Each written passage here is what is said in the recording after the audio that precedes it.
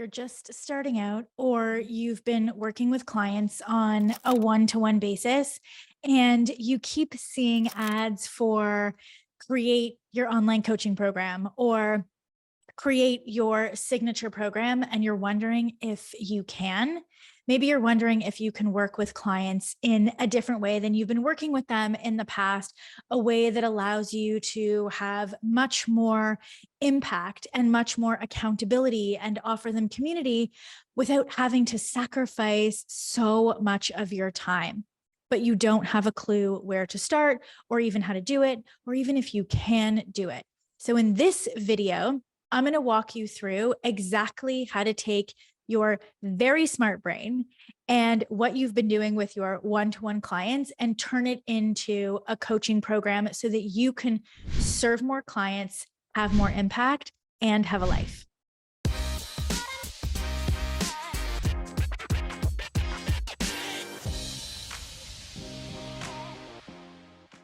Well, hello there. If you are new to this channel, I am Lori Kennedy, founder of the Wellness Business Hub, and we work with practitioners and coaches who are just getting started online. So if that is you, make sure that you hit that subscribe button and click that bell so that you get notified every single time we upload a video. Before I dive into my exact strategy for taking what you're already doing and using it with your one-to-one clients and turning what you're already doing into a coaching program, I want to make sure that you are clear on what an online program even is. I speak to a lot of practitioners and coaches, and when I ask them, do you even know what an online coaching program is? Most of the time they say no. So if you are not certain, I would love for you to take the quiz that I have. It will tell you which of the 4 types of online coaching programs you should get started with. So the link to take that quiz, it's free, is in the description. So please go ahead, if you haven't already done so, take that quiz because it'll give you a lot of clarity and it will help you make a decision if having an online coaching program is right for you and the type of support that you can offer. So before I dive into the strategy of helping you transition from your one-to-one practice, I want to talk a little bit about what an online coaching program is and settle the debate once and for all, whether it's better to do one-to-ones or is it better to have a coaching program? Because in my world, we teach practitioners and coaches to fuse them together. And as I said, there's actually 4 different online coaching program options. One of them allows you to integrate one-to-one sessions into your online practice, which I assume is something that you're going to want to do, especially if you know that you can help others and you want to be able to help more people without having to allocate a lot more of your time. That's exactly where I was. I was in a place where I was working one-to-one with my clients in my nutrition practice, and I realized really quickly that this model of sessions, this model of seeing individual people with very different problems, where I was charging them for my time and I was only getting paid when I would sit one-to-one with a client, it wasn't going to work for me. I had a very young daughter and I wanted to be home at bedtime. I wanted to be home, for the majority of my daughter's waking hours, which were between, 3 and 6 p.m. At that time, she was, 1 year old. And I wanted a different way. I wanted to be able to utilize my knowledge and utilize my training and live my purpose, which was to educate and to help my clients. But I needed to do it in a way that was going to support my ideal lifestyle. And that's when I stepped outside of the traditional practice box and created my first coaching program, which was called Wow Weight Loss. I worked with menopausal women who just wanted to lose weight without giving up wine, chocolate, or popcorn. And I was able to do it because I took what I was doing with them on a one-to-one basis, which was very repetitive, and formulated it into a methodology that I could then use with all of my menopausal clients who just wanted to lose weight. And I was able to put them into groups. And so all of a sudden, I went from having to work Monday through Thursday from, you know, 4 till 8 p.m. And I was able to work with more clients in just a couple hours a week because they would all attend their various cohorts. And so I was able to take what I was doing with them and modify it to fit a new model, which is now known as the coaching model, right? Having an online coaching program. And to me, there really isn't a debate. Should you do one-to-one? Should you do groups? I want you to do both. And I want you to do both in a really smart and efficient way, which is having an online program that offers a variety of different supports for your clients or patients based on what you want to offer and based on what they need. So there really isn't a debate. You can do both in the most efficient way, which in my opinion is having an online coaching program. Having an online coaching program is your ticket to freedom because it allows you to work with the clients in the exact way that you want to without having to give up the majority of your time. So there really isn't a debate. You get to do both. And if you haven't yet taken the quiz, which will outline for you the 4 different types of support options for your online coaching program and tell you which one you should get started with based on the way that you need to or want to work with clients. So if you haven't taken that quiz yet, go to the description box and take that quiz.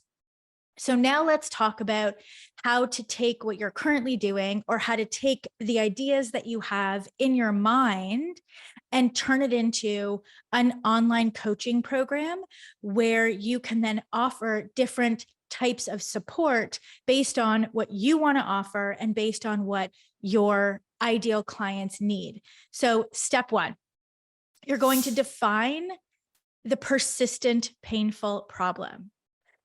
This is very different from having a clinical practice and helping anyone and everyone that walks in off the street. The way that I was taught, and probably the way that you were taught as well, we were taught a little bit about a lot of things.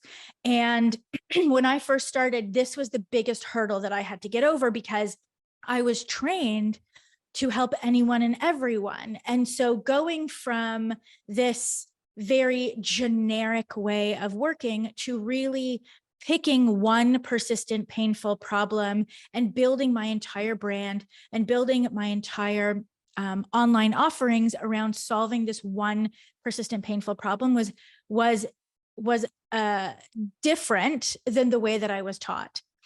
And so I just wanted to acknowledge that step 1 is going to be different than the way that you were taught, but it's not bad. It's just different.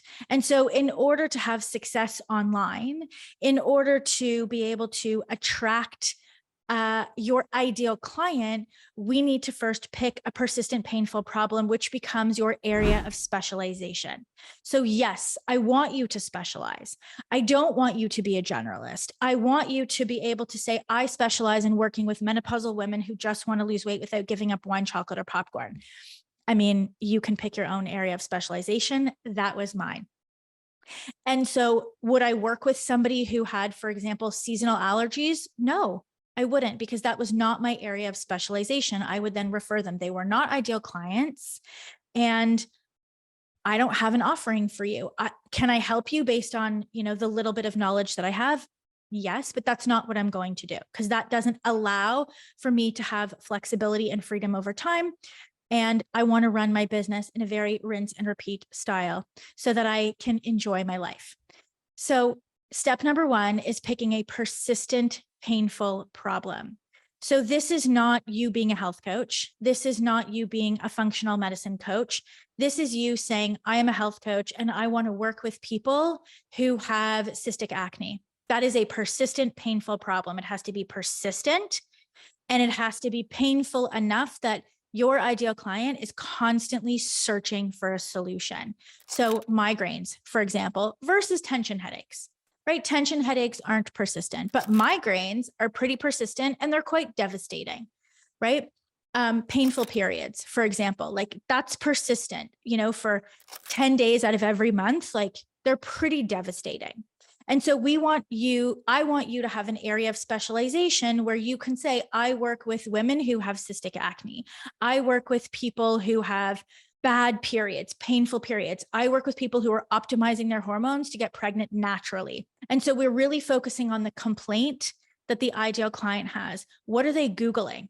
How to get rid of blank, right? How do I support my child with ADHD who has behavioral issues? Like we all have persistent painful problems and we're Googling and we're scrolling on social media to find solutions for them. So step one, out of everybody that you've worked with and the things that you could geek out on, the things that you were super excited about, pick one.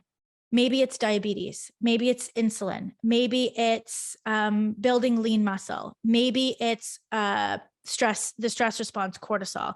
Maybe it's recovering from a divorce. Pick one persistent painful problem that you then become the specialist, and that becomes your area of specialization. And we need that persistent painful problem as the anchor to create everything else from. Step number two, once you have that persistent painful problem, once you've sort of thought through, what are the clients that I love to work with? Like, what could I talk about for the next 5 years and geek out about without being bored? What would make me feel so proud to say I'm a specialist in this?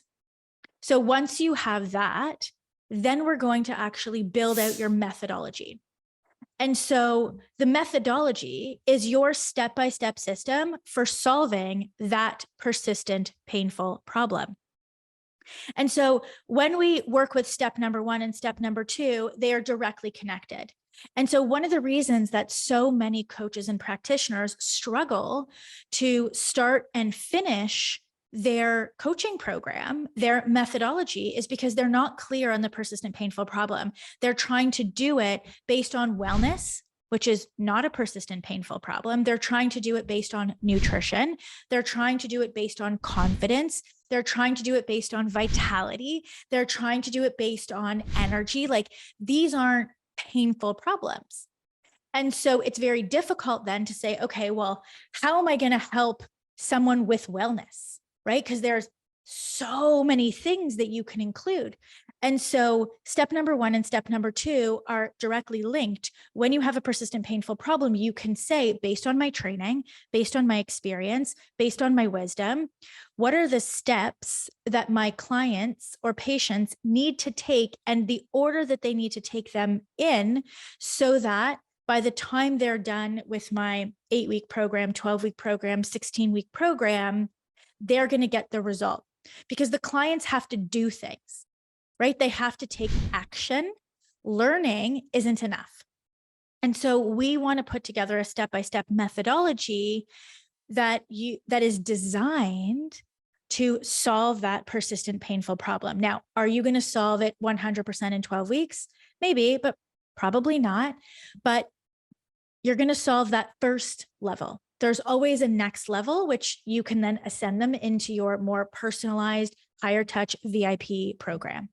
But there's always this fundamental level that we can get results working with our clients in this way.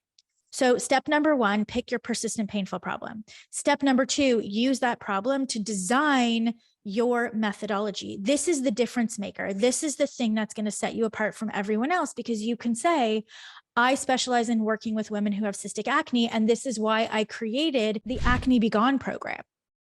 And I've created it in such a way that it's really dialed into fixing the reason that you have acne in the first place.